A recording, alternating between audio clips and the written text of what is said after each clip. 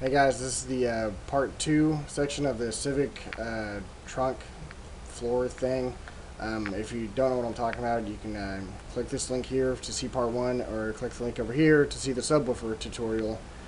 But I'll show you guys where I'm at right now in the part 2 section.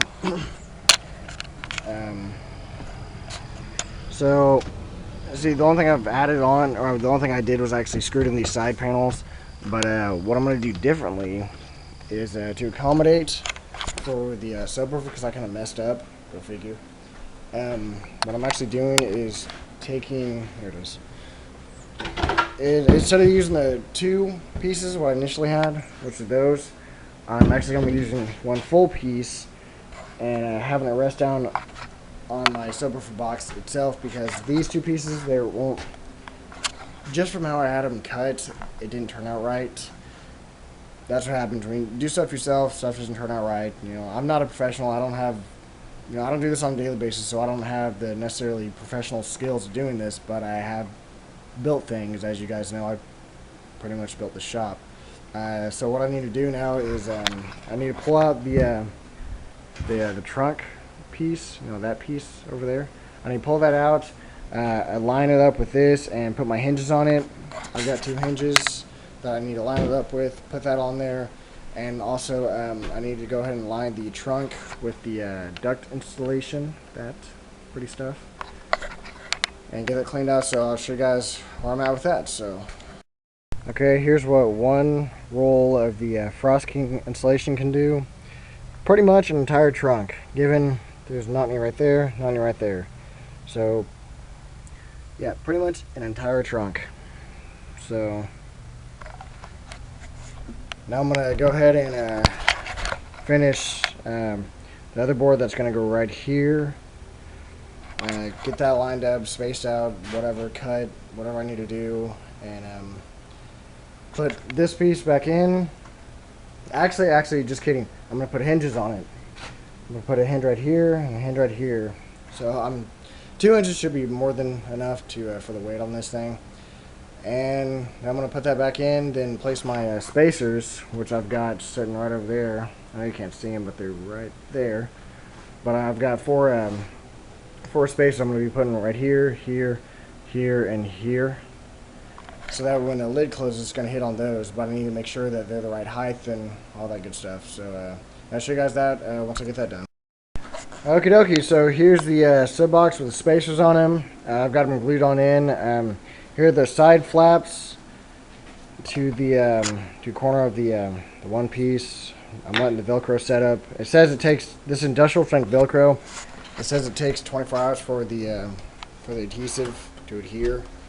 Yeah. But here's the piece.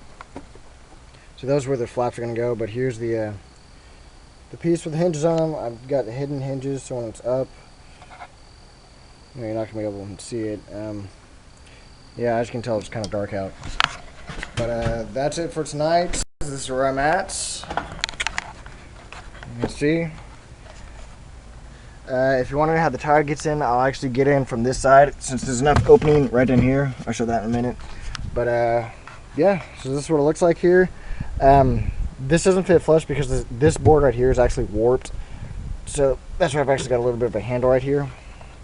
But sub box, padded down. That's where the these little spacers come in. So that way, this wood sits on top of it and doesn't lose the the structural integrity of it. So this way, it stays nice and solid. And of course, these just using that Velcro, and I use that for a bracer. That way, if it didn't have that, it would just fall right through. So there, I got my little bit of space. See, so I can set stuff on it. Both sides are like this. Lift up, bam. This was my best solution, since I didn't want to put hinges on it, and I really didn't have enough room to put hinges on. Okay, this is how I'm going to get the tire in and out. I'm just going to slide it right through here. There's more than enough space. Just take it and just slide it right down in.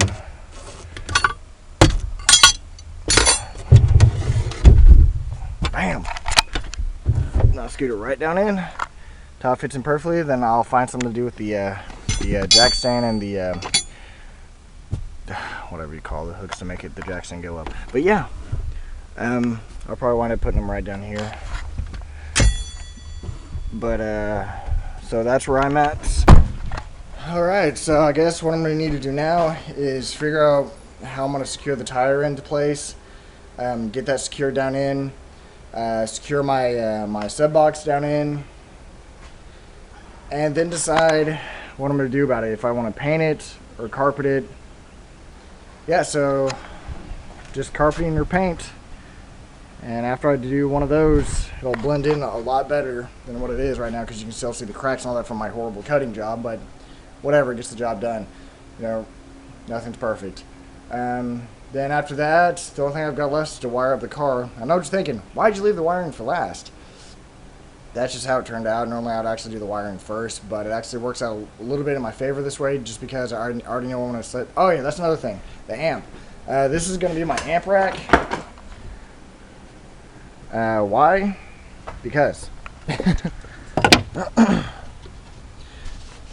is actually going to be going right here. I'm actually going to screw this in to the car itself, and the amp's going to sit on top of this. This way, it's going to be strong enough. This is actually going to hold the amp up just fine.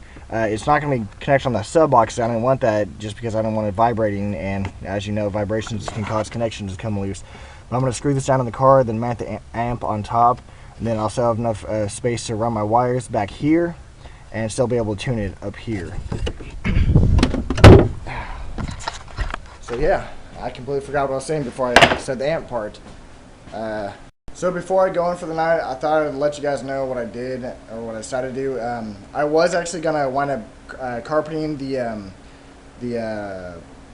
false trunk bottom thing. The carpet was way too expensive for what I needed. The least I could have got would be a 6 feet by 12 feet, and that was going to cost me $35.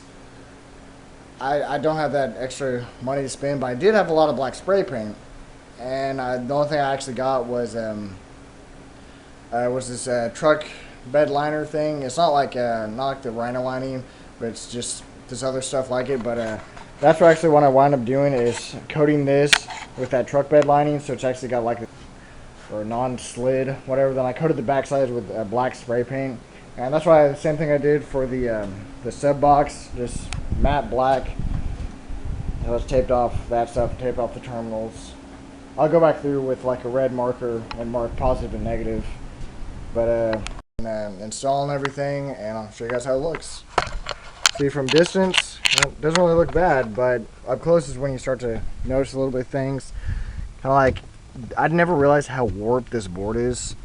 Now if you look, you can tell about how much it's slanting down. So that's why this is sticking up so much.